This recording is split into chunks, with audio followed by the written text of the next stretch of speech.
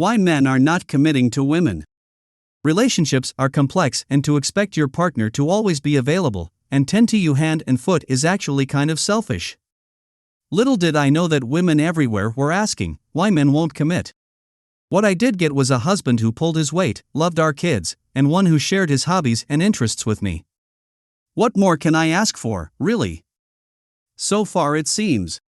But every time I met up with my friends, I began to realize that my experience with my husband was not the norm.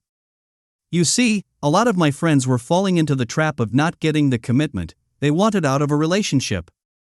And some of them weren't getting the respect that they wanted either. My friends dating this guy for years and years, falling in love and then falling on their asses once the guy turns stale, or when my friend breaks up with them, because their partner can't take the next step. I was just at a bridal shower last weekend, and I was the only one already married. Somehow we got into the conversation of her last relationship. She had been dating her ex-boyfriend since she was 25.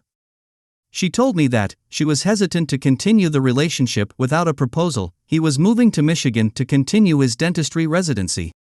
She paid all the licensing fees so she can move to Michigan and start her career there. And then she booked a one-way ticket to be with her boyfriend. Literally, the week that she had to move, he texted her and told her, "I don't see myself as being happy with you." Like, damn. He really just did that to her. My other friend Mariana shook her head and said if that was me, I'd make him pay for all my expenses. What were these women doing wrong? What was the problem? Honestly, all they wanted was for someone to be by their side at the end of it all. Here are my thoughts on why men don't commit and some huge relationship mistakes women make.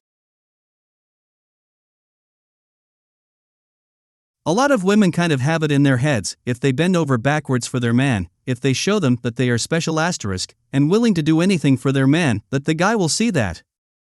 Then he'll reward them for their hard work with his commitment, love, and respect.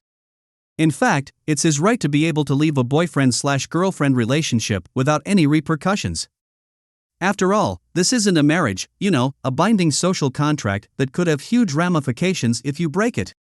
A boyfriend or girlfriend relationship is pretty much worth nothing.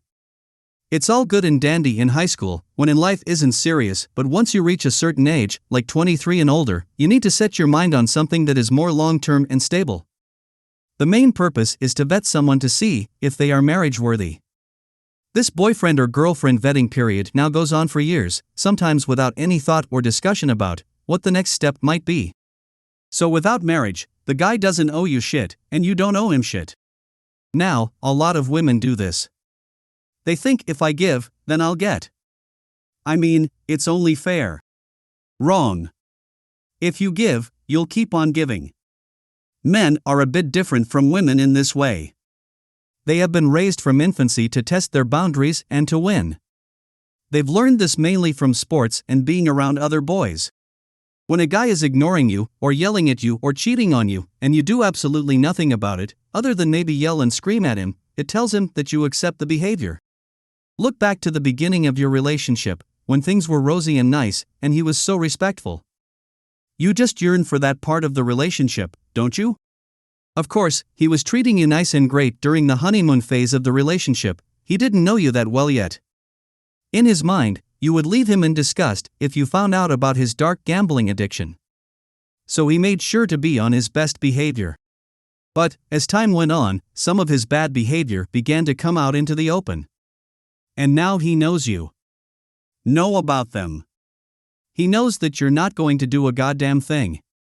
He'll get the same nagging and annoying conversation. He doesn't change. Because you've already established that, you will accept this, but with additional negative nagging. And as a result, in his eyes, your worth has been lowered. You're no longer someone he needs to impress or protect. In reality, it's your lack of boundaries that is permitting your issues in your relationship and causing men not to commit. If your partner isn't your husband, a person who's made a huge commitment towards you, you shouldn't be cleaning up after him.